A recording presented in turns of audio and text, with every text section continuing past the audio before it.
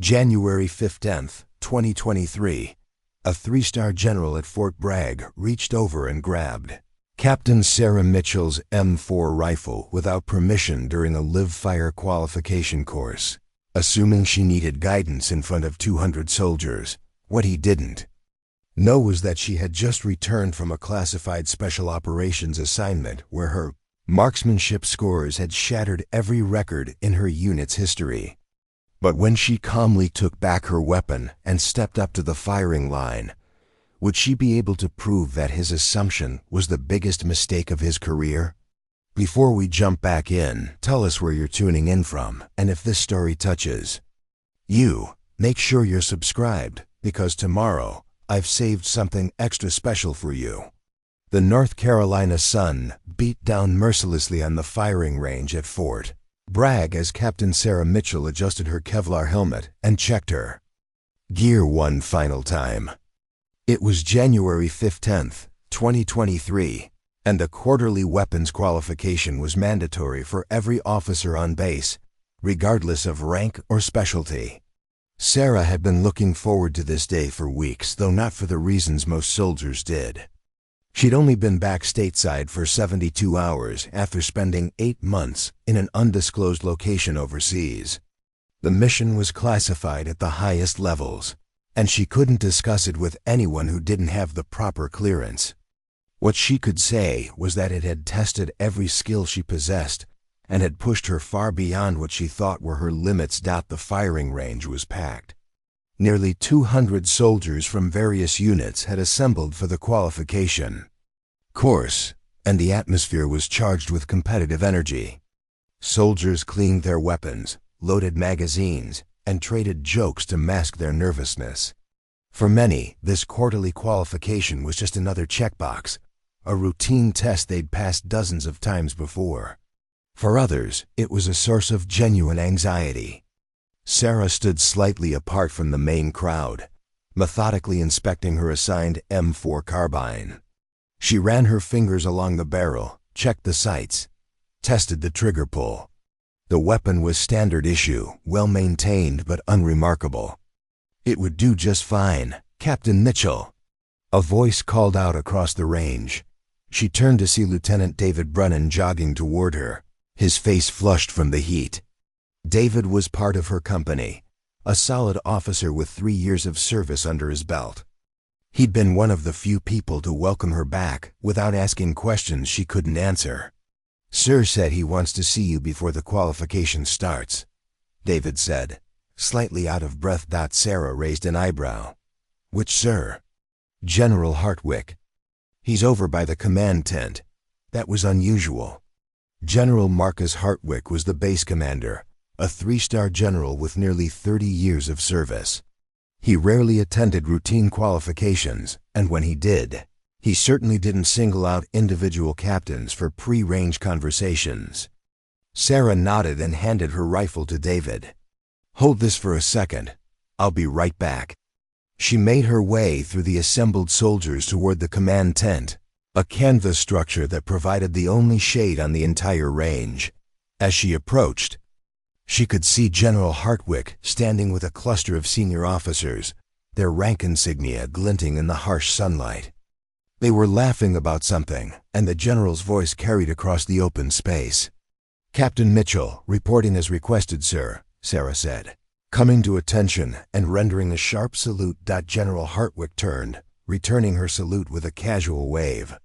He was a tall man, well into his 50s, with iron gray hair cut to regulation standards, and a weathered face that spoke of decades spent in both combat zones and command positions.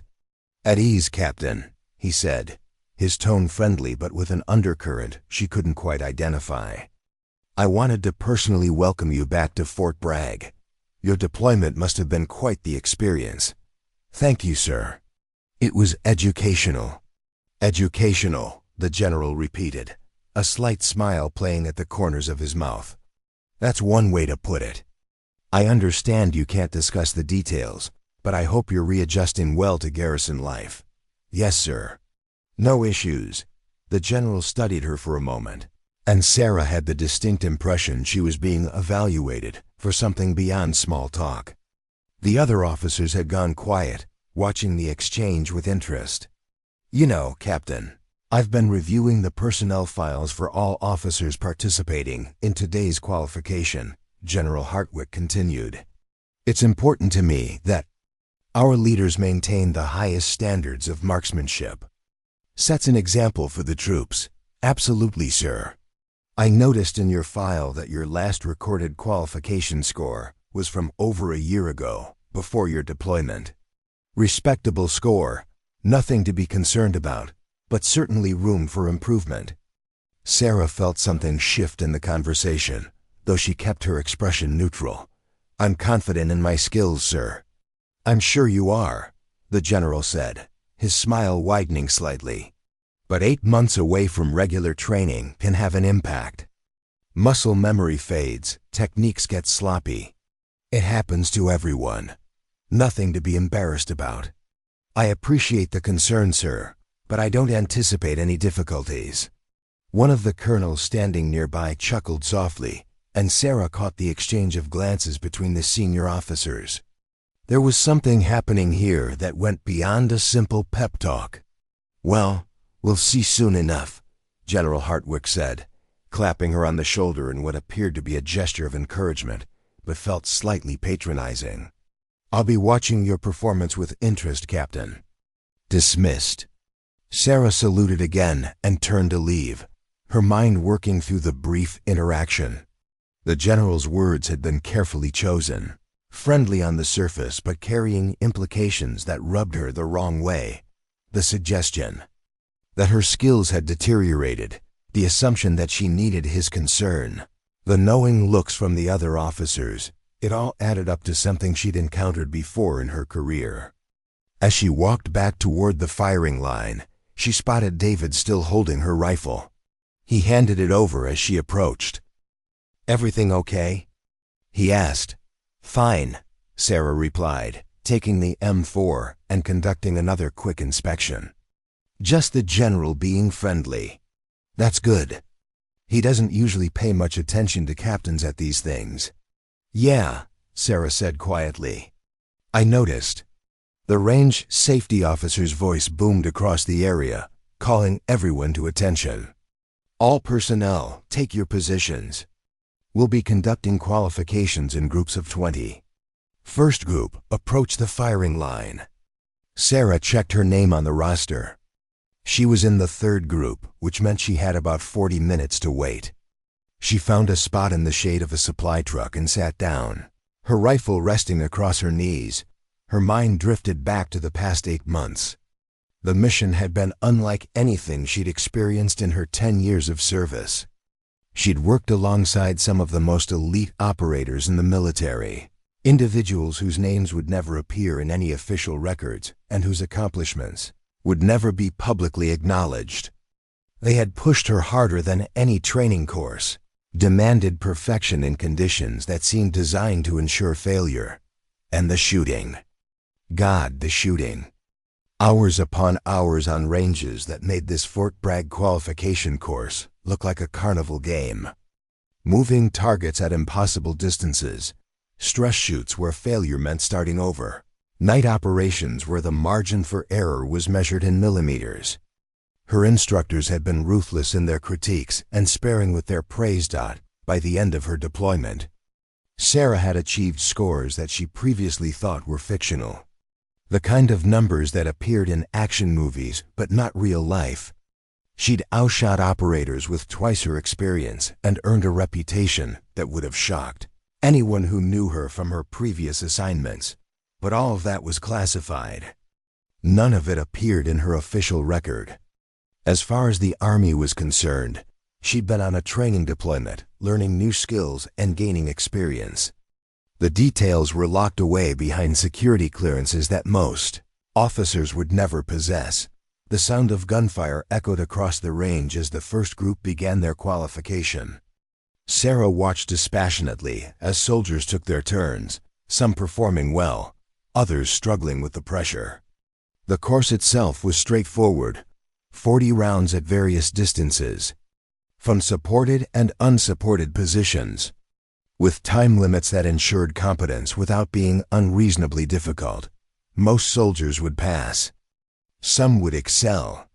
A few would fail and need to retake the qualification. It was a system that worked, a baseline standard that ensured every soldier could effectively employ their weapon if needed. For Sarah, it would be something different entirely. Though she didn't know it yet, the next hour would change everything about how her peers and superiors viewed her. The general's condescending concern, the assumption that she'd somehow lost her edge during her deployment, the subtle implication that she might struggle, all of it was about to be answered in a way that no one on that range could anticipate. She stood up as the range safety officer called for the third group. It was time to shoot. Sarah joined the line of 19 other soldiers moving toward the firing positions. The January air carried the sharp smell of gun smoke from the previous groups, and the brass casings littering the ground crunched under her boots. Each firing lane was marked with a number, and soldiers were being assigned positions by the range safety officer, a gruff master sergeant with a clipboard and a no-nonsense attitude. Preparing and narrating this story took us a lot of time, so if you are enjoying it, subscribe to our channel. It means a lot to us. Now back to the story. "Mitchell, lane 7, he barked without looking up. She moved to her assigned position and knelt down, placing her rifle carefully on the mat in front of her. The targets downrange were standard military silhouettes at various distances: 50 meters, 100 meters, 200 meters, and 300 meters. The qualification would progress through different firing positions: prone supported, prone unsupported, kneeling, and standing. Load and make ready. The range safety officer commanded. Sarah inserted a magazine into her M4, chambered a round, and set the weapon on safe. Her movements were smooth and automatic, muscle memory taking over. Around her, other soldiers did the same, though some fumbled slightly with their magazines or took an extra second to chamber their rounds. "Shooter, stand by." The range went quiet except for the rustling of equipment and the occasional cough. Sarah settled into her prone position, the rifle butt pressed firmly into her shoulder, her cheek welded to the stock. Through her sights, the target at 50 meters looked almost comically large. Her breathing slowed naturally, her heart rate steady despite the audience behind her. She was vaguely aware that more people were watching than usual. Word had apparently spread that General Hartwick was personally observing certain shooters, and soldiers who had already completed their qualifications were lingering to watch the show. She pushed the awareness to the back of her mind. External pressure had no place in her headspace when she was behind a rifle. "Commence firing." The range erupted in controlled chaos as 20 rifles opened up simultaneously. Sarah's first round broke clean, the trigger pressed smooth and straight to the rear. The weapon recoiled against her shoulder, came back on target naturally, and she pressed again. And again. Her rate of fire was measured and deliberate, not rushed, but not slow. Each shot was a discrete action with full focus and intention. 50 meters, 5 rounds. She transitioned smoothly to the 100-meter targets. The wind was negligible, maybe 3 miles per hour from the east. She made a fractional adjustment and continued firing. 200 meters now. The targets are smaller but still well within her comfort zone. 300 meters, where many soldiers started to struggle with accuracy under time pressure. Sarah's world had narrowed to the fundamentals: sight picture, trigger control, breathing, follow through. Everything else ceased to exist. The other shooters, the watching crowd, the general's condescending words, none of it mattered. There was only the rifle, the target, and the space between them. "Cease fire. Unload and show clear." Sarah removed her magazine, locked the bolt to the rear, and visually confirmed her chamber was empty. The range safety officer walked down the line, inspecting each weapon before allowing the shooters to stand. "Weapons clear. Stand by for target assessment," Downrange, the soldiers manning the target pits began pulling down the silhouettes and examining them. This was always the moment of truth. Soldiers would soon know whether they'd qualified and at what level: marksman, sharpshooter, or expert. The difference often came down to a few rounds. Sarah stood and brushed the dirt from her uniform, her expression neutral. She knew exactly how she'd shot. She'd called every round, felt every trigger break, tracked every impact point. But she kept that knowledge to herself and waited with apparent patience for the official results. Lieutenant Brennan appeared at her elbow, having finished his own qualification in the previous group. "How'd it feel?" he asked quietly. "Felt fine," Sarah replied. "We'll see what the targets say. I saw the general watching you the whole time." He had this weird expression on his face.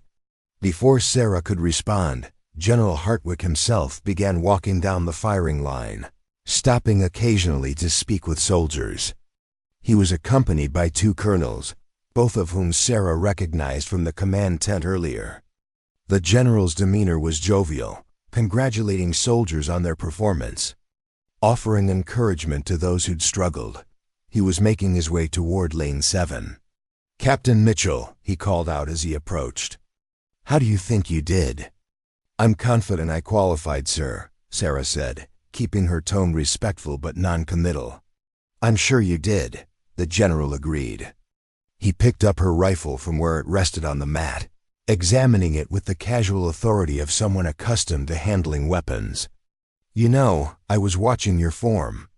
Solid fundamentals, very by the book. Your instructors taught you well." Sarah felt a flash of irritation at his proprietary handling of her weapon, but kept her expression neutral.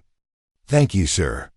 Of course, there's always room for improvement," the general continued, turning the rifle over in his hands as if inspecting it for flaws. "I noticed your transitions between positions could be smoother, and your breathing pattern seemed a bit irregular on the 300-meter shots. Small things, but they add up over time." One of the colonels nodded sagely, as if the general had just imparted profound wisdom.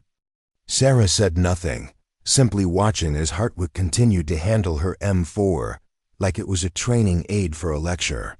"The key to expert marksmanship," the general said, warming to his subject, "is consistency. You can't let deployment rust affect your technique. I've seen it happen to officers with far more experience than you, Captain. They go overseas, get caught up in whatever mission they're running, and when they come back, their basic soldier skills have deteriorated. It's nothing personal, it's just the reality of how skills degrade without practice." Sarah's jaw tightened almost imperceptibly. The implication was clear. He'd watched her shoot and assumed she'd performed adequately, but not exceptionally. He was already preparing to give her coaching advice based on what he perceived as areas for improvement.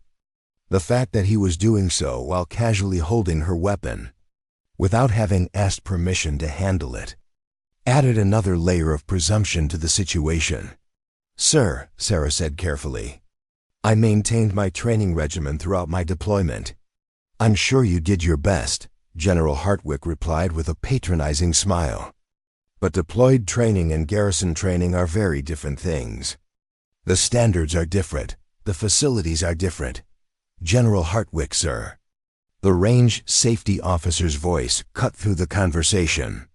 He was jogging toward them with a clipboard, his expression somewhere between confused and impressed. "Sir, you need to see Captain Mitchell's target assessment." The general turned, still holding Sarah's rifle. "What is it, Master Sergeant?" "Sir, the captain's score." The Master Sergeant glanced at Sarah, then back to the general. "It's unusual." "Unusual how?" One of the colonels stepped forward, frowning. "Did she fail to qualify?" "No, sir. Quite the opposite." The Master Sergeant held out the clipboard. "Captain Mitchell scored a perfect 40 out of 40. Every single round was in the kill zone. Most of them are in a grouping that's—" He paused, seeming to search for the right words. "Sir, I've been running this range for 7 years. I've never seen a score like this. The general took the clipboard, his jovial expression fading as he scanned the target assessment sheet. His eyes moved down the page, taking in the perfect marks across every distance, every position. The paper showed a diagram of where each round had impacted, a tight cluster at each range that would have been impressive for 5 rounds. Let alone the full qualification course. The silence stretched out uncomfortably. Sarah stood at a relaxed position of attention, waiting. Lieutenant Brennan was grinning openly now, having figured out what the Master Sergeant's report meant. Several other soldiers had drifted closer, sensing something significant was happening. "This can't be right," one of the colonels said, taking the clipboard from the general. "There must be a mistake in the scoring." "No mistake, sir," the Master Sergeant replied firmly. "I personally verified every target." Captain Mitchell achieved a perfect qualification score. General Hartwick's face had gone through several shades of red. He looked down at the rifle he was still holding, Sarah's rifle, which he'd been using as a prop for his lecture on proper shooting technique, and how deployment rust had likely affected her performance. The weapon suddenly seemed very heavy in his hands. "Captain Mitchell," he said slowly, his voice stripped of its earlier condescension, "this is an exceptional score." "Thank you, sir," Sarah replied evenly. "I don't think you understand," the colonel interjected, still staring at the clipboard. "A perfect score on the qualification course is extremely rare. Most expert marksmen still drop a few rounds outside the kill zone, especially at 300 meters. "I understand, sir," Sarah said. She let a beat pass, then added, "May I have my weapon back?" The general looked down at the M4 in his hands, as if seeing it for the first time. The realization of what he'd done, picked up her rifle without asking, handled it casually while lecturing her on technique she'd clearly mastered far beyond his assumptions, seemed to hit him all at once. He extended the weapon toward her, and for a brief moment, his confident command presence faltered. Sarah took the rifle, her movements deliberate and professional. She said nothing more, simply waited to be dismissed. The crowd of soldiers around Lane 7 had grown considerably. Word was spreading across the range like wildfire. Someone had just shot a perfect qualification, something that happened maybe once every few years on this base. Soldiers were craning their necks to see who had accomplished the feat, and the murmur of conversation was building into genuine excitement. General Hartwick cleared his throat, recovering some of his composure. "Captain, this is truly outstanding marksmanship. Where exactly did you train during your deployment?" Sarah met his gaze steadily. "I'm afraid those details are classified, sir." The general's jaw tightened slightly. He wasn't accustomed to being stonewalled by junior officers, even when security protocols demanded it. "Of course, I understand. But surely you can tell me something about the training environment. The facilities available?" "I can say that the training was comprehensive and ongoing, sir. Beyond that, I'm not authorized to discuss specifics." One of the colonels stepped closer, his eyes sharp with interest. "Captain Mitchell, a perfect score suggests a level of training that goes beyond standard marksmanship courses. Are you part of a specialized unit?" "I serve where the Army assigns me, sir," Sarah replied, her tone professional but revealing nothing. Lieutenant Brennan was watching the exchange with barely concealed amusement. He'd served with Sarah long enough to know that when she went into classified information mode, she became a brick wall. No amount of rank or curiosity would extract details she wasn't authorized to share. The Master Sergeant, sensing the growing tension, interjected, "Sir, we have other groups waiting to qualify.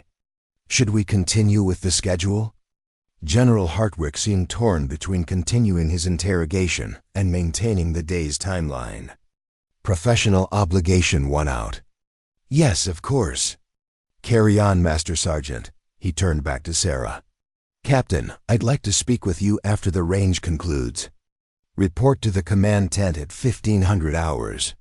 "Yes, sir," Sarah acknowledged. The general and his entourage moved away, though she noticed them glancing back periodically. The other soldiers in her group were congratulating her now, some with genuine warmth, others with a mixture of respect and curiosity. She accepted the attention with gracious modesty, deflecting most compliments with simple thank yous. "Unbelievable," said a staff sergeant from one of the infantry companies. "I've been shooting for 12 years, and I've never even come close to a perfect score." "What's your secret?" Sarah smiled slightly. "Practice. Lots and lots of practice." "Must have been some deployment," another soldier commented. "They have you shooting every day or something." "Something like that," Sarah replied vaguely. As the crowd began to disperse, and the next group prepared for their qualification, Lieutenant Brennan pulled Sarah aside. "You know they're going to want answers, right? The general isn't going to let this drop." "I know," Sarah said quietly. "But there's nothing I can tell them. The mission is classified at a level that requires special access. Even if I wanted to discuss it, I literally cannot. They're going to push. Let them push. My orders are clear, and so are the consequences for violating them." She glanced toward the command tent where the general had disappeared. "Besides, they don't need to know where I trained to verify that I can shoot. The targets speak for themselves." David nodded slowly. "Fair point. Though I have to say, watching the general's face when he heard your score, that was worth the price of admission. He was literally holding your rifle while explaining what you were doing wrong." Sarah allowed herself a small smile. "The timing was unfortunate. Unfortunate for him, maybe. For the rest of us, it was beautiful." David's expression turned more serious. "But seriously, Sarah, how much better did you get? A perfect score isn't just good shooting, it's exceptional shooting. That's Olympic-level precision." She considered how much she could say without violating her non-disclosure agreements. "The people I worked with overseas are the best in the world at what they do. They don't accept good enough, and they don't tolerate mediocrity. 8 months with them changes your standards for everything, including marksmanship. Are we talking special operations?" "I can neither confirm nor deny," Sarah said with a slight grin. "Right, classified." David shook his head in admiration. "Well, whatever you were doing, it clearly worked. You just embarrassed a 3-star general in front of half the base. That wasn't my intention. Maybe not, but that's what happened. And people are going to remember this.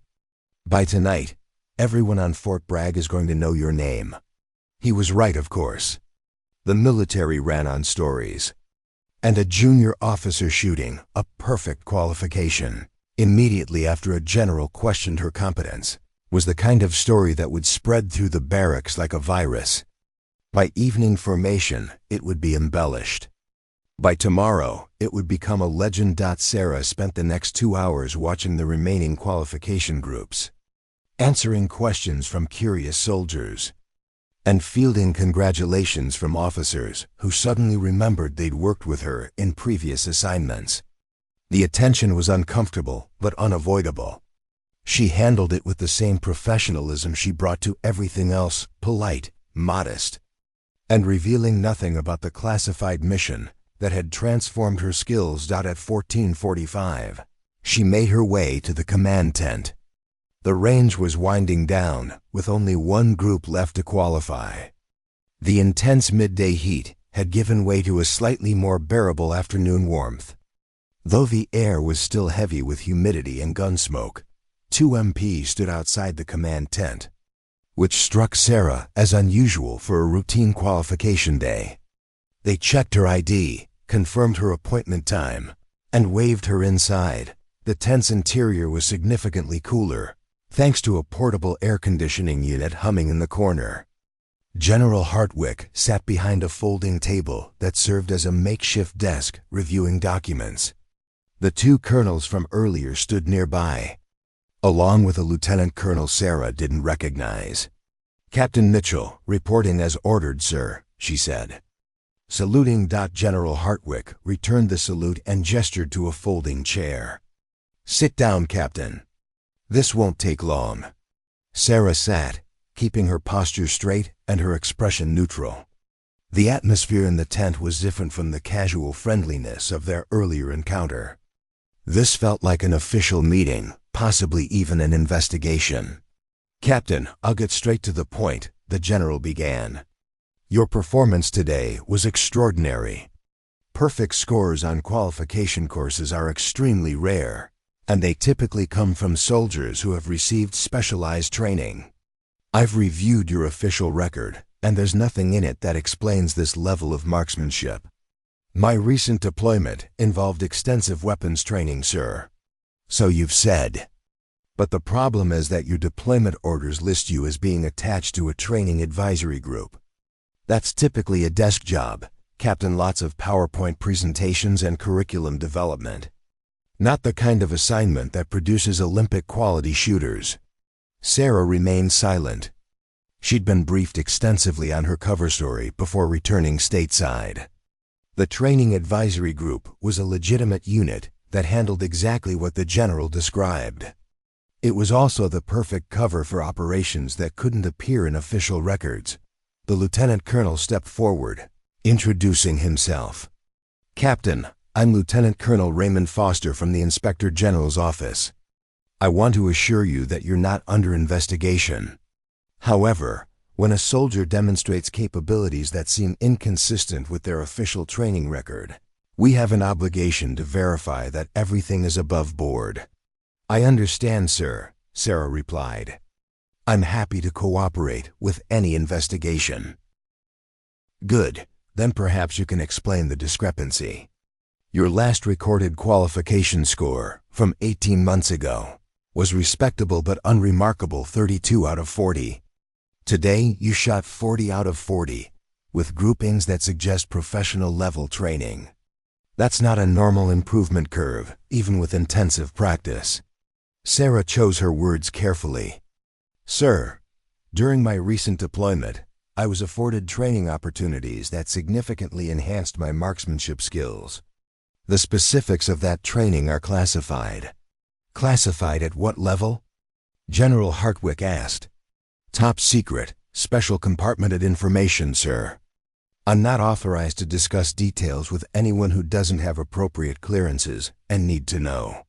The three senior officers exchanged glances. "TSSC, I was the highest routine classification level, typically reserved for intelligence operations and special access programs. It meant that even generals couldn't simply demand information. They had to go through proper channels and prove they had both clearance and a legitimate need to know." "Captain," Colonel Foster said slowly, "are you telling us that your training advisory assignment was actually a cover for a special access program?" "Sir, I cannot confirm or deny the existence of any special access programs. What I can tell you is that my orders were legitimate, my training was authorized, and my current assignment has me back at Fort Bragg in my regular capacity. If you have concerns about the validity of my deployment, I can provide you with the contact information for my previous commanding officer, who can verify my activities to the extent that your clearances allow."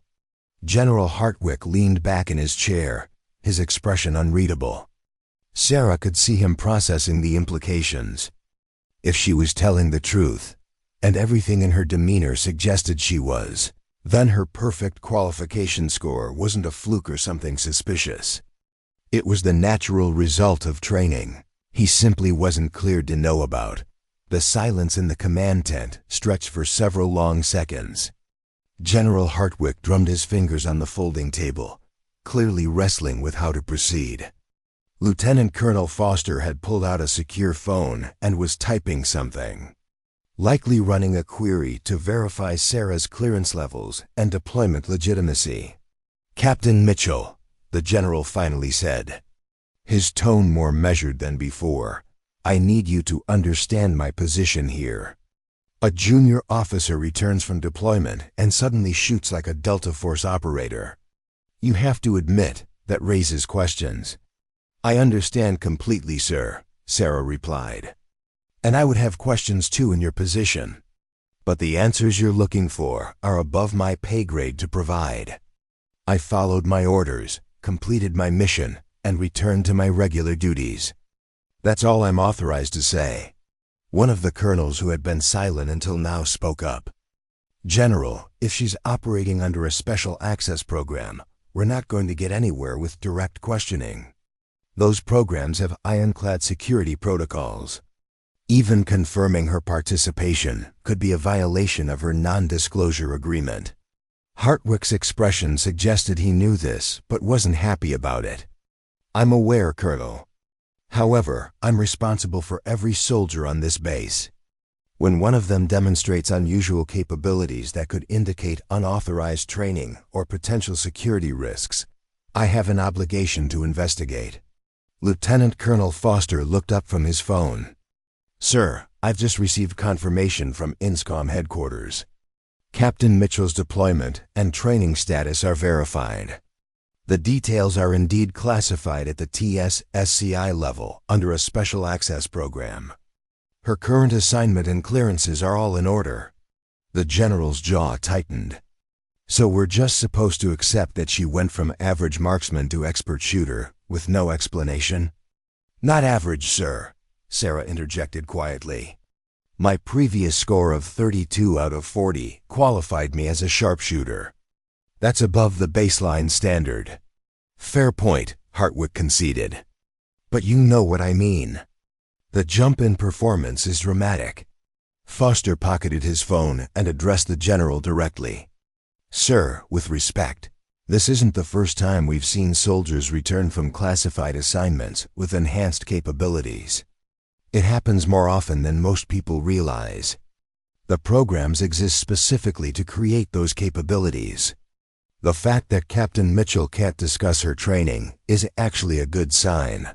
It means she's following her security protocols correctly. Sarah appreciated the lieutenant colonel's intervention. He clearly had experience with special access programs and understood how they functioned. His support carried weight that her own assertions lacked. General Hartwick stood up and walked to the edge of the tent, looking out over the firing range.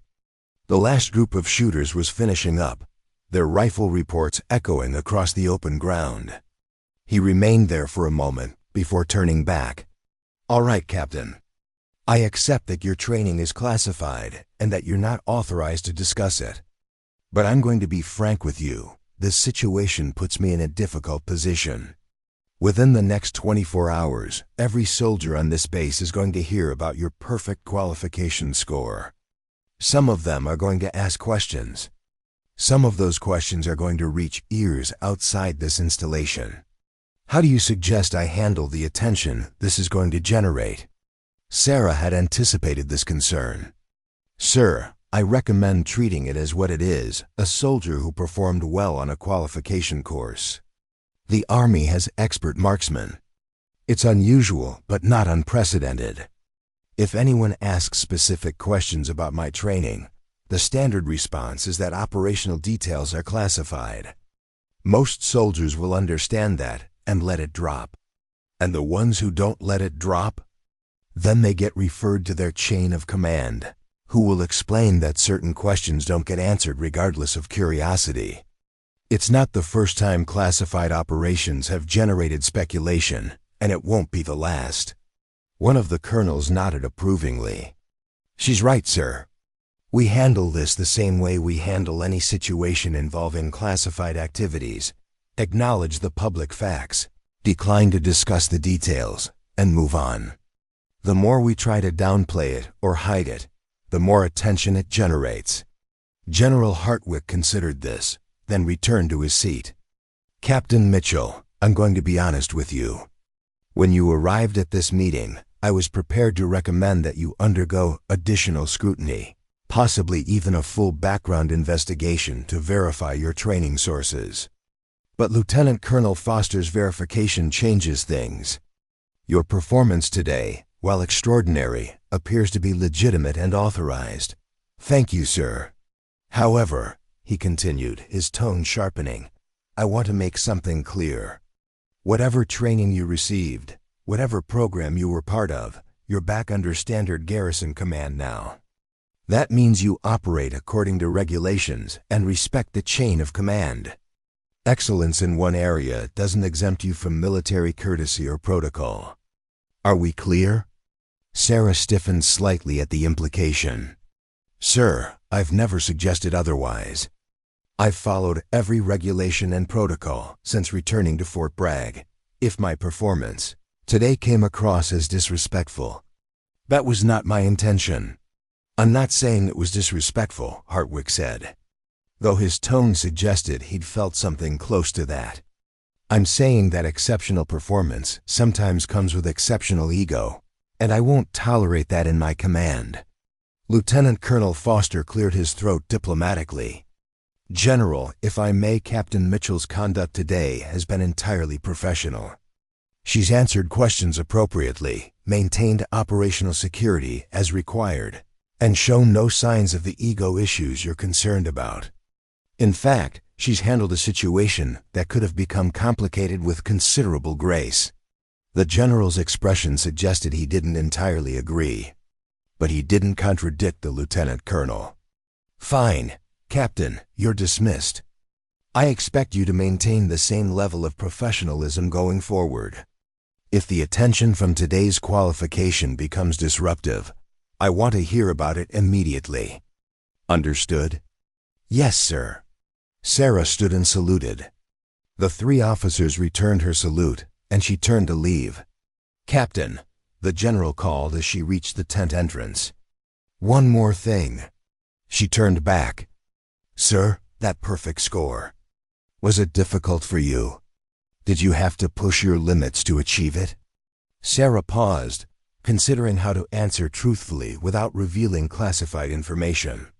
Sir, the qualification course tests fundamental marksmanship skills at reasonable distances. With proper training and practice, it's an achievable standard. That's not what I asked. No, sir, Sarah admitted. It wasn't difficult. The course is designed to verify basic competence, not to challenge advanced shooters. I shot to the standard required, which happened to be 40 out of 40. The implication was clear. She could have shot a perfect score in her sleep. It wasn't arrogance. It was simply fact. The general's eyes narrowed, but he said nothing more, simply waving her away. Sarah exited the tent into the late afternoon sunlight. The range was nearly empty now, with soldiers packing up equipment and preparing to return to their units. She took a deep breath, letting the tension of the meeting dissipate. Lieutenant Brennan was waiting near the equipment shed, clearly having anticipated that she'd emerge eventually. He jogged over as she walked away from the command tent. How bad was it? He asked. Could have been worse, Sarah replied. The general was suspicious, but the IG verified my clearances and deployment status. I think they understand now that they're not going to get details, even if they want them. Did he give you grief about embarrassing him? Not directly, but he made it clear he expects me to stay humble and not develop an ego problem. David snorted. That's Rich. He's the one who grabbed your rifle and started lecturing you about technique. If anyone needs a lesson in humility, it's not you. Let it go, David. He's a general. He's allowed to have opinions, even wrong ones. They walked together toward the parking area where soldiers were loading into trucks for transport back to the main post. The sun was beginning its descent toward the horizon, casting long shadows across the range. In a few hours, this place would be empty and quiet, just another training facility waiting for the next day's activities. But the story of what happened here would continue spreading. By evening, it would reach the dining facilities and barracks. By tomorrow, it would be discussed in offices and motor pools across the installation. Within a week, soldiers at other bases would hear about the captain, who shot a perfect qualification after a general questioned her abilities. Sarah understood that her anonymity, such as it was, had ended today. She'd spent 8 months working in the shadows, her accomplishments known only to a handful of people with the right clearances. Now she'd done something public, something visible, and there was no taking it back. You know what the worst part is? David said as they reached the truck. The general is never going to admit he was wrong about you. In his mind, he'll find a way to make this about something other than his own assumptions and biases. Probably, Sarah agreed. But that's not my problem to solve. I did my job today. I qualified on my weapon, followed all protocols, and maintained operational security. What the general thinks about it is between him and his own conscience. You're a better person than me. I'd be enjoying this a lot more. Sarah smiled slightly. Oh, I'm enjoying it. I'm just not showing it. They climbed into the truck with a dozen other soldiers, all of whom immediately started asking questions about the meeting with the general. Sarah deflected most of them with practiced ease, giving vague answers that satisfied curiosity without revealing anything substantive. As the truck rumbled away from the range, she looked back at the command tent one last time. General Hartwick stood outside it, watching the departing vehicles with an expression she couldn't quite read from this distance. She wondered what he was thinking, whether he'd learned anything from today's events, or whether he'd simply file it away as an anomaly that didn't fit his worldview. Either way, it didn't matter. She'd proven what she needed to prove, not just to him but to herself. The skills she'd developed during her classified deployment weren't just theoretical or limited to exotic, overseas locations. They translated to real-world applications, even something as mundane as a garrison qualification course. And if that reality made some people uncomfortable, well, that was their problem to solve, not hers. The next morning arrived with the kind of humidity that made North Carolina's summers legendary. Sarah woke at 0-5-30, her internal clock refusing to adjust despite being back in garrison for less than a week. She went through her morning routine, mechanically physical training, shower, breakfast at the dining facility, while mentally preparing for what she knew would be an unusual day. The story had spread exactly as predicted. As she walked across the post toward her office, soldiers she'd never met before nodded respectfully or offered congratulations. A few younger enlisted troops actually stopped and stared, as if she were some kind of celebrity. The attention was uncomfortable but manageable. What surprised her was the reaction from her own company. When she arrived at the headquarters building, she found Lieutenant Brennan and 3 other officers waiting outside her office door. "Morning, Captain," David said with a grin. "Hope you don't mind, but we need to talk." Sarah unlocked her office and gestured inside. The space was modest: a desk, filing cabinets, a few chairs for visitors, and a small window that looked out over the motor pool. She'd only been back long enough to unpack the essentials, and most of her desk remained bare except for a computer and a few administrative binders. "What's this about?" she asked, settling into her chair. Captain James Rodriguez, one of the logistics officers, spoke first. "The company commander wants to enter you in the division marksmanship competition next month. It's a big deal. Companies from across the entire 82nd Airborne will be competing. Winners go on to represent the division at All Army." Sarah had heard of the competition. It was significantly more challenging than the standard qualification course, with longer distances, more demanding time limits, and various stress shoots designed to test soldiers under pressure. Winners received awards, recognition, and most importantly bragging rights that their units treasured. "That's flattering, but I'm not sure it's a good idea," Sarah said carefully. "Why not?" Lieutenant Ashley Chun from the intelligence section leaned forward. "You just shot a perfect qual. You're clearly qualified for competitive shooting. Qualified and willing are 2 different things. Competitive shooting draws a lot of attention. Given the classified nature of my recent work, I'm not sure that level of visibility is appropriate." David shook his head. "Sarah, with respect, that ship has sailed. Everyone already knows you shot a perfect score. Competing in an official division event doesn't add much to the attention you're already getting. If anything, it gives people a legitimate context for your abilities." Captain Rodriguez nodded agreement. He's right. Right now, people are speculating about where you trained and what you did. If you compete and do well, it becomes about the competition, not about the mystery surrounding your deployment. It actually deflects attention rather than attracting it. Sarah considered this logic. They had a point. The story was already out there, generating exactly the kind of speculation she wanted to avoid. Channeling that energy into a legitimate competitive context might actually help normalize the situation. "What does the company commander say?" she asked. "Captain Holbrook is enthusiastic about it," Lieutenant Chun replied. "We haven't won the division competition in 3 years. He thinks you could change that. But he also said the decision is ultimately yours. He won't order you to compete. That's good to know." Sarah stood and walked to the window, looking out over the motor pool where soldiers were already beginning their daily maintenance routines. "If I do this, I need to set some ground rules. No interviews, no press coverage beyond the standard Army public affairs releases. I shoot, I post my score, and that's it. I'm not becoming a poster child for women in combat or diversity initiatives or anything else." "Fair enough," David said.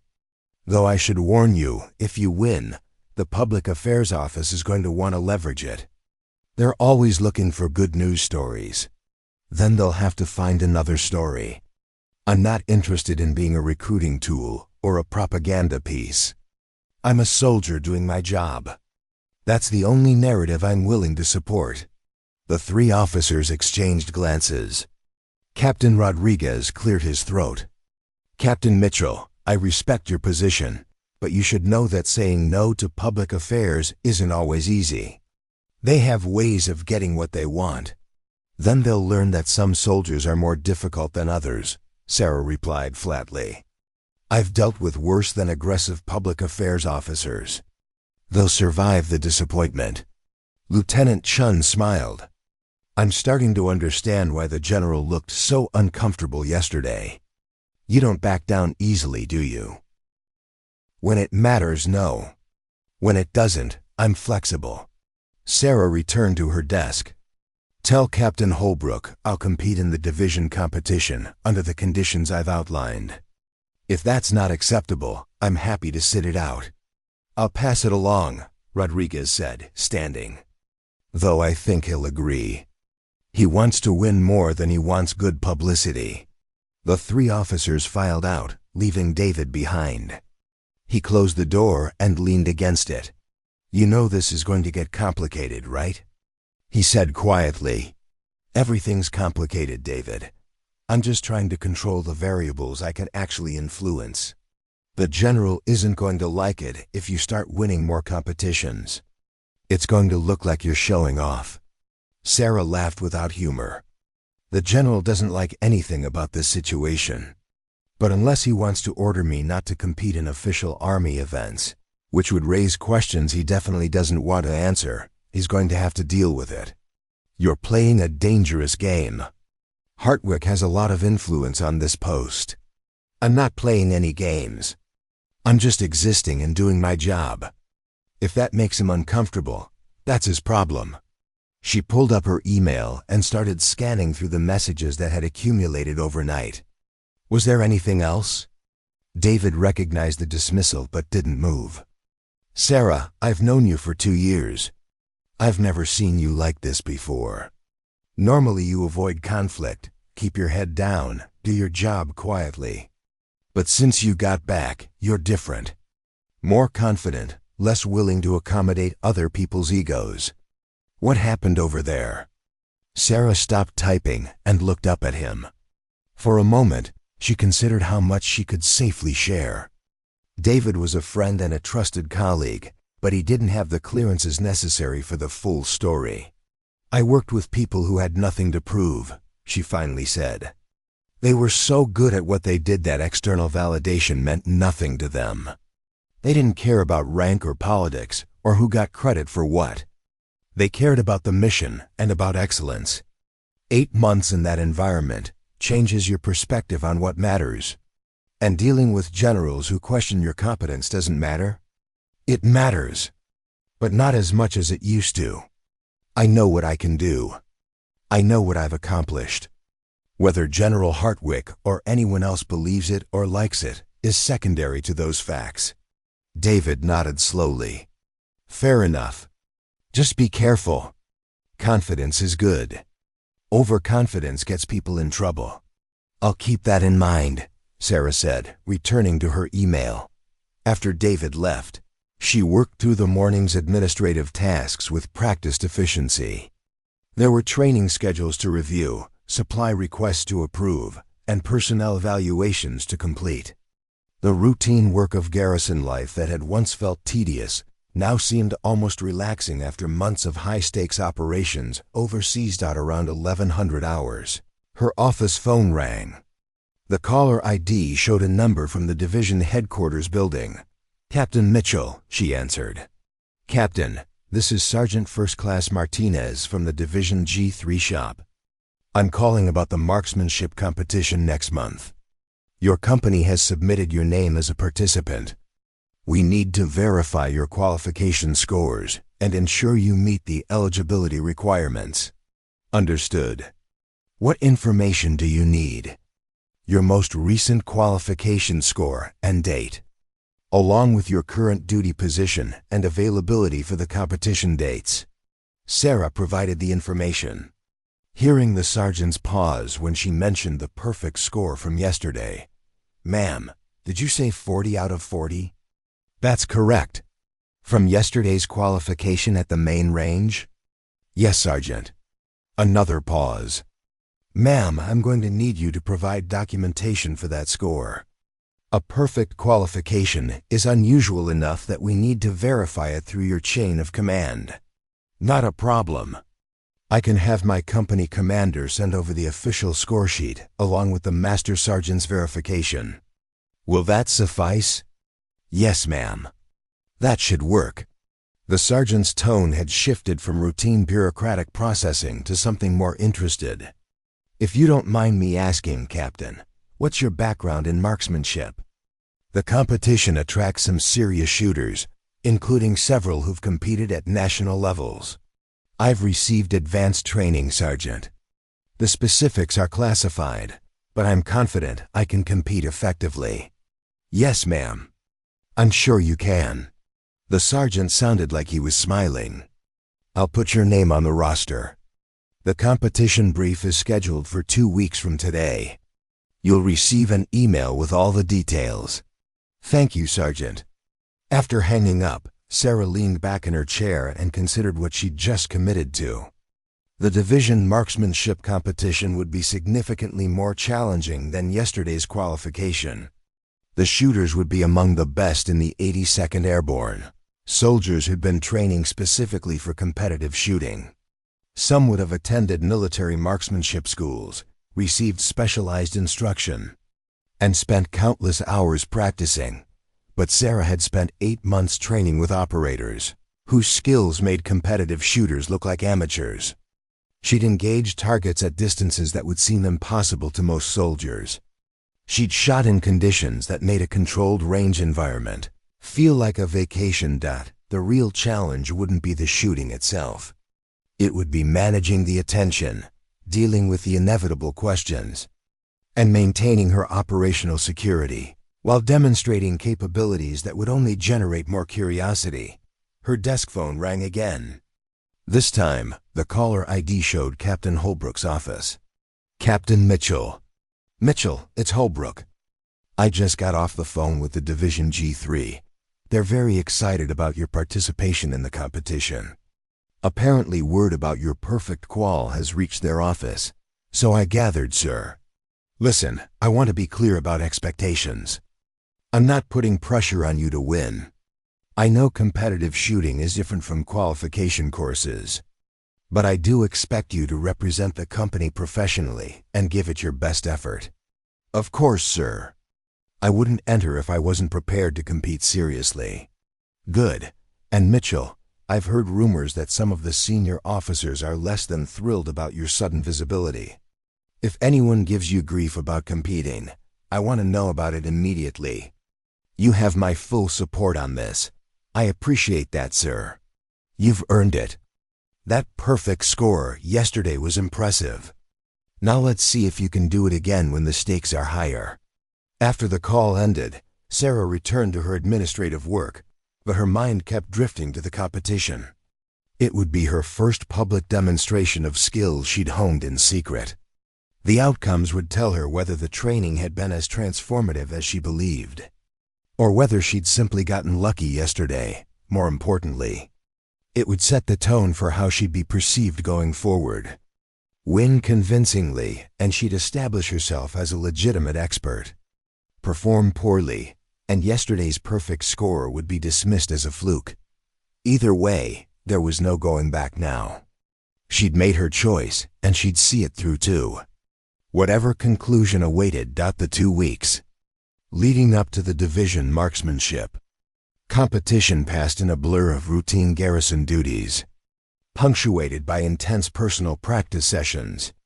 Sarah spent her evenings at the range after normal duty hours, working through scenarios that went far beyond what the competition would require. Old habits from her deployment died hard. She couldn't simply shoot to the standard. She had to push beyond it. Lieutenant Brennan joined her several times, ostensibly to practice for his own shooting requirements, but really to observe how she approached the training. He noticed that she never seemed satisfied with good performance, always analyzing what could be improved, what variables she hadn't accounted for, what margin of error remained.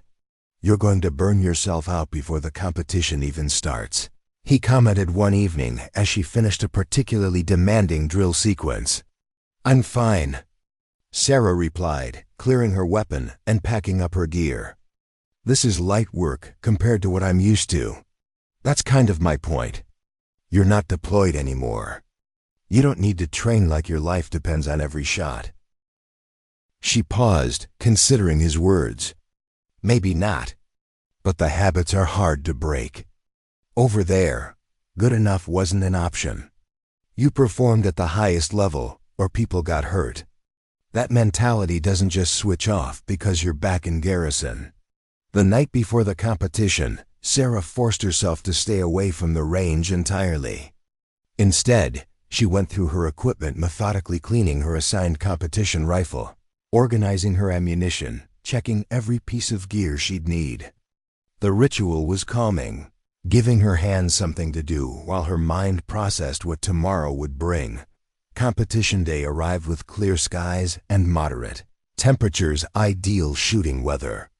The event was being held at a specialized range complex on the far side of Fort Bragg, a facility designed specifically for competitive shooting, with targets out to 600 meters and multiple shooting positions. Sarah arrived early with the rest of her company's team. Captain Holbrook had entered 4 shooters total, though everyone understood that Sarah was the primary hope for a strong finish. The other 3 were solid marksmen, but not exceptional. Their role was mainly to ensure the company had a full team for the aggregate scoring. The range was already crowded when they arrived. Dozens of soldiers from across the division were setting up in designated company areas, testing equipment, and sizing up the competition. Sarah could feel eyes on her as she moved through the crowd. Word had clearly spread about the captain who'd shot a perfect qualification, and people were curious to see if she could repeat the performance under more challenging conditions. "Mitchell," a voice called out. She turned to see Master Sergeant Kevin Torres, the senior NCO who'd verified her qualification score 2 weeks earlier. He was serving as one of the range officials for the competition. "Master Sergeant," Sarah acknowledged. "Good to see you here, ma'am. Fair warning, this course is going to be significantly harder than the standard qual. We've got targets out to 600 meters, time limits that'll push you, and some stress shoots that separate the amateurs from the professionals. I appreciate the heads up, Master Sergeant." Torres grinned. "Between you and me, ma'am, I'm curious to see what you can do. That perfect score was impressive, but this is where you'll really prove yourself." The competition format was explained during the mandatory safety brief. Shooters would rotate through 5 different stations, each testing specific skills. Station 1 was precision shooting at known distances from 200 to 600 meters. Station 2 involved rapid target engagement at multiple ranges. Station 3 was a stress shoot combining physical exercise with shooting requirements. Station 4 tested shooting from unconventional positions and behind barriers. Station 5 was a mystery event that would only be explained immediately before execution. Each station was scored individually, with points awarded for accuracy, speed, and overall performance. The highest aggregate score would win the individual competition, while company scores would be averaged to determine the team winner. Competitors, take your positions at your initial assigned stations. The range officer announced through a megaphone. We'll rotate every 45 minutes. Stay hydrated, follow all safety protocols, and good luck. Sarah had been assigned to start at Station 4 unconventional shooting positions. It was actually one of her stronger areas, thanks to training that had required her to engage targets from every conceivable angle and position. She approached the station where a tall Sergeant First Class was serving as the evaluator. "Captain Mitchell?" he asked, checking his roster. "That's me." "Outstanding. I'm SFC Williams, and I'll be scoring your performance. This station has 6 scenarios. You'll shoot from prone behind a barrier, kneeling around a corner, standing with support, sitting unsupported, and 2 positions I'll explain when you get to them. 5 rounds per scenario, all at varying distances between 100 and 300 meters. Questions? No, Sergeant. Then let's begin. Sarah moved through the scenarios with clinical efficiency. The barriers and positions were designed to challenge shooters who relied on standard range stances, forcing them to adapt their technique to awkward angles and limited stability. For someone who'd trained in buildings, vehicles, and terrain features overseas, these challenges were routine. Behind the barrier 5 rounds, 5 hits. Around the corner 5 rounds, 5 hits. Standing with support 5 rounds, 5 hits. The pattern continued through all 6 scenarios. Sergeant First Class Williams marked his scoresheet with increasingly impressed expressions. "Ma'am, that's 30 out of 30 on unconventional positions. I've been running this station for 3 years, and I've never seen anyone go perfect on all 6 scenarios." "Thank you, Sergeant." "No, ma'am, thank you. That was a masterclass in adaptive shooting. If you don't mind, I'm going to use your performance as the example when I teach the next marksmanship instructor course." Sarah rotated to Station 1 precision shooting at distance. This was where many competitors struggled, as the targets extended well beyond the standard qualification ranges. The 600-meter shots required exceptional fundamentals and the ability to read wind and mirage effects. The station NCO explained the requirements.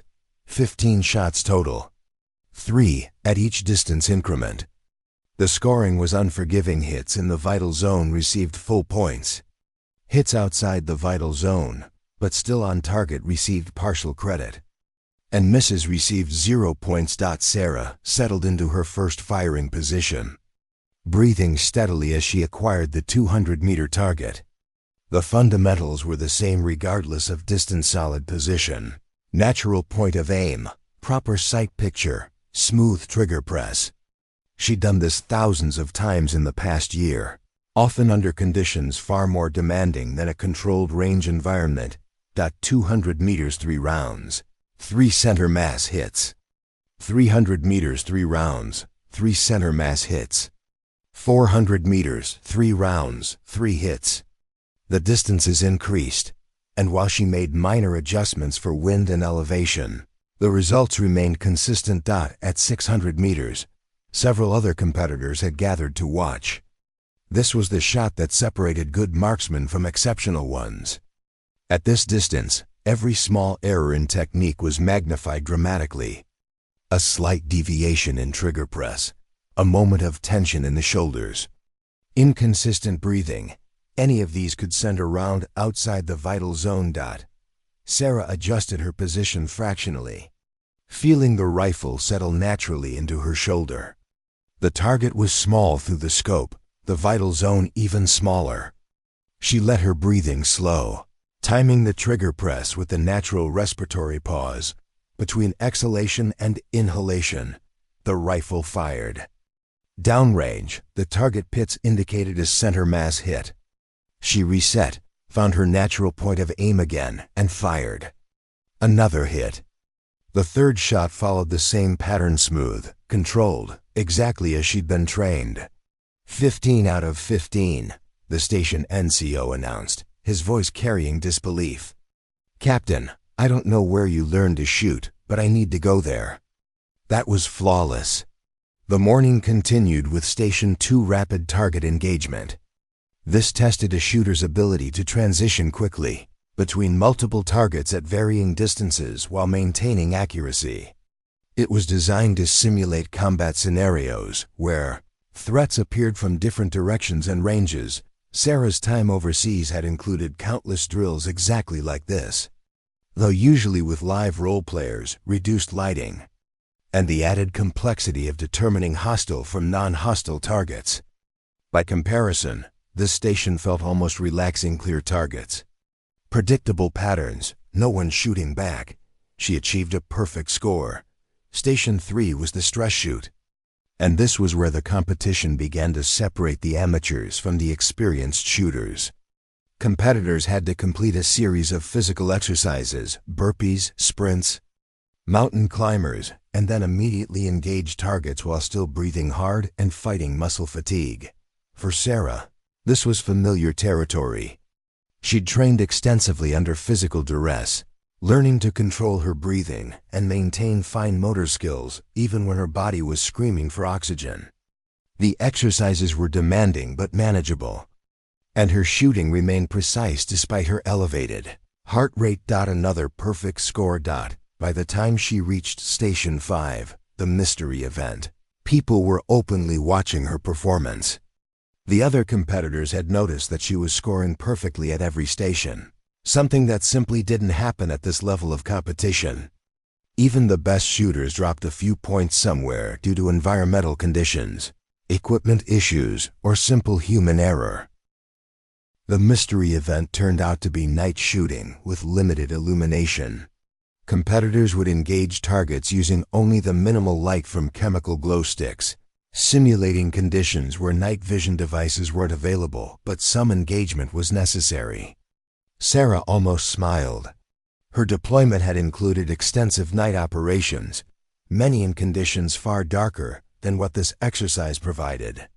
She'd engaged targets with nothing but starlight and the occasional tracer round for reference. Chemical glow sticks seemed like luxury lighting by comparison. Perfect score. As the competition concluded and shooters gathered for the final scoring compilation, the atmosphere was electric with speculation. Everyone knew someone had posted extraordinary scores, but the final tallies weren't public until the awards ceremony. General Hartwick had arrived for the awards presentation, along with several other senior officers. Sarah spotted him in conversation with the division commander, both men examining score sheets with what appeared to be intense interest. The awards ceremony began with recognition of team scores. Sarah's company placed first overall, largely due to her individual performance carrying the team aggregate. Captain Holbrook accepted the team trophy with obvious pride, giving Sarah a subtle nod of acknowledgement. Then came the individual awards. Third place in the division marksmanship competition. The announcer began with a score of 278 out of 300 possible points. Sergeant First Class Michael Chun, Bravo Company, 1st Battalion, 504th Parachute Infantry Regiment. Applause as Chun stepped forward to receive his bronze medal and certificate. Second place, with a score of 286 out of 300 possible points, Staff Sergeant Jennifer Wallace, Alpha Company, 2nd Battalion, 325th Airborne Infantry Regiment. More applause as Wallace received her silver medal. And first place. The announcer paused, looking at the score sheet as if confirming what he was seeing. First place, with a perfect score of 300 out of 300 possible points, The first perfect score in the history of this competition. Captain Sarah Mitchell, Headquarters Company, Division Support Battalion. The applause was thunderous, mixed with genuine shock. A perfect score across all 5 stations was unprecedented. Sarah walked forward, acutely aware of every eye in the crowd following her movement. She accepted the gold medal and trophy from the division commander, who shook her hand firmly. "Extraordinary performance, Captain," he said quietly. "Truly extraordinary. Thank you, sir." General Hartwick approached as the ceremony concluded, his expression carefully neutral. "Captain Mitchell, congratulations on your win. That was an impressive demonstration of marksmanship." "Thank you, General. I'm sure you're aware that this performance will generate considerable interest. The Public Affairs Office will want to interview you, possibly arrange some media coverage. A perfect score is newsworthy. With respect, sir, I'd prefer to decline any media requests. I'm not interested in publicity." The general's jaw tightened slightly. "Captain, when a soldier achieves something of this magnitude, they have a responsibility to represent the Army and inspire others. It's not about personal preference, sir. My recent work involved classified programs that require discretion. Media attention could compromise operational security. I'm certain that if you check with the appropriate offices, they'll confirm that minimizing my public profile is the preferred approach." Hartwick studied her for a long moment, clearly frustrated but unable to argue with security concerns. "I'll look into it. But understand that your performance today has attracted attention whether you want it or not. People will have questions. People can ask questions, sir. That doesn't mean they'll get answers." After the general walked away, Lieutenant Brennan appeared at Sarah's elbow. "You just told a 3-star general no. Again. I stated facts. If he chooses to interpret that as defiance, that's his prerogative. Sarah, at some point you're going to have to decide whether the hill you're standing on is worth defending. Keep pushing back against senior officers, and eventually it's going to cost you." She looked at him directly. "David, I spent 8 months in an environment where your value was determined solely by your competence and your contribution to the mission. Rank meant nothing if you couldn't perform. I learned to stop worrying about whether powerful people liked me and focus on whether I could execute when it mattered." She held up the gold medal. "This proves I can. Whatever political consequences come from that, I'll deal with them." The crowd was beginning to disperse, with competitors packing up equipment and loading vehicles for the return to their units. Sarah joined her company team, accepting congratulations from soldiers who'd watched her performance with awe. "Master." Sergeant Torres approached as she was loading her gear. "Ma'am, I've been running competitions for a decade.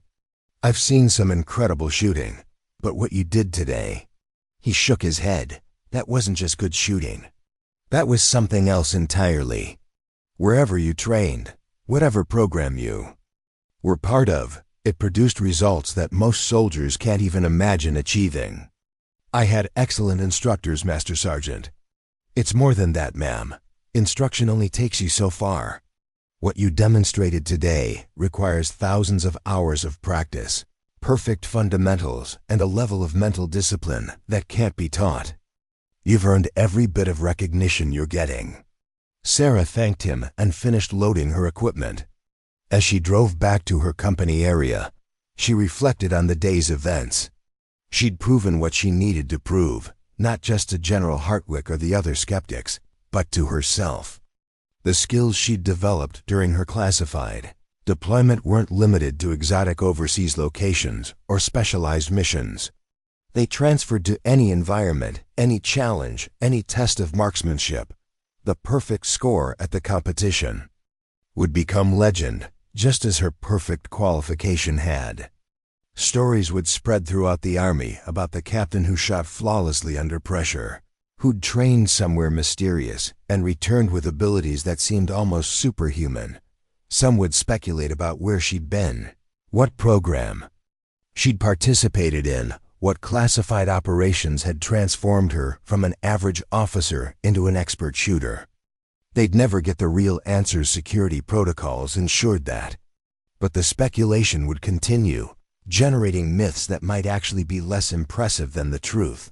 When she arrived back at her office, she found a message waiting on her desk. It was from her previous commanding officer, the one who'd overseen her classified deployment. The note was brief and cryptic, carefully worded to reveal nothing sensitive. Heard about your recent successes. Well done. Your training has clearly served you well. Remember that excellence often attracts unwanted attention. Stay focused on the mission, whatever that mission may be. Proud of you. Sarah smiled and tucked the note into her desk drawer. The message was clear. Her former commander had heard about both the qualification and the competition, and was offering both congratulations and a subtle reminder to maintain operational security despite the growing attention. That evening, as she completed her end-of-day paperwork, Lieutenant Brennan knocked on her doorframe. "Got a minute?" he asked. "Sure, what's up?" He entered and closed the door behind him. "I just heard from a friend in G3, apparently General. Hartwick has been making inquiries about getting you assigned to his personal staff as a marksmanship consultant. He wants you to develop training programs for the entire division." Sarah leaned back in her chair. "That's interesting, is it? Because it sounds to me like he's trying to control you. Put you in a position where you're directly under his command and he can manage your visibility. Possibly. Or he genuinely thinks I could improve division-wide marksmanship standards. You can't seriously be considering it. I'm not considering anything yet. But I'm also not automatically rejecting assignments because they come from people who've underestimated me. If the work is valuable and I can contribute, I'll consider it." David sat down across from her. "You've changed, Sarah. I don't mean that as criticism, I mean it as observation. The officer I knew 2 years ago would have been horrified by the idea of working directly for someone who'd questioned her abilities. She would have seen it as a trap or a political maneuver. But you're actually treating it as a legitimate professional opportunity. Maybe that's because I've learned to separate ego from mission. If General Hartwick wants me to improve marksmanship training across the division, that's a worthy goal, regardless of his motivations. Soldiers who shoot better are more effective in combat, period. If I can contribute to that, the General's personal feelings about me are irrelevant. And if he uses the position to limit your autonomy or sideline you, then I'll deal with that when it happens. But I'm not going to avoid valuable work because I'm worried about hypothetical problems." After David left, Sarah sat alone in her office, looking out the window at the darkening sky. The past few weeks had been transformative in ways she hadn't fully anticipated. She'd returned from deployment expecting to quietly resume her normal duties, to let her enhanced skills remain hidden behind classification protocols and routine assignments. Instead, circumstances had forced those skills into public view. A condescending general, a perfect qualification score, a competitive shooting victory that had shattered records. Each event had pulled her further from anonymity and deeper into recognition she hadn't sought. But perhaps that was okay. Perhaps there was value in demonstrating what was possible, in showing other soldiers, especially other women, that exceptional performance was achievable with the right training and mindset. Perhaps her visibility, uncomfortable as it was, could serve a purpose beyond her personal comfort. She thought about the young female soldiers who'd watched her at the competition, the way their eyes had tracked her movement through each station, the pride on their faces when she'd received the gold medal. She thought about the conversation she'd overheard, soldiers discussing technique and possibility with renewed enthusiasm.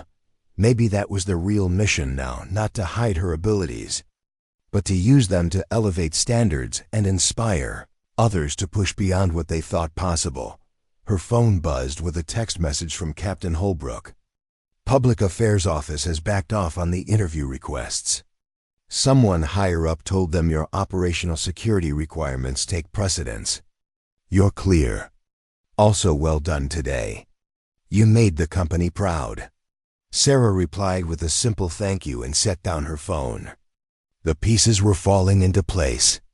She had the support of her immediate command, the respect of her peers, and the freedom to continue operating without excessive public scrutiny.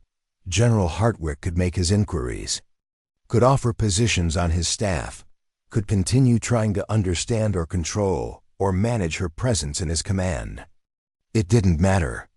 She'd proven what she needed to prove, and now she could move forward on her own terms. The question wasn't whether she'd changed since her deployment. The question was whether the Army was ready for the kind of soldier she'd become, one who valued competence over politics, mission over ego, and results over recognition. Based on the past few weeks, the answer seemed to be, ready or not, here she was, and she wasn't going anywhere. Up next, you've got 2 more standout stories right on your screen. If this one hits the mark, you won't want to pass these up. Just click and check them out. And don't forget to subscribe and turn on the notification bell so you don't miss any upload from us.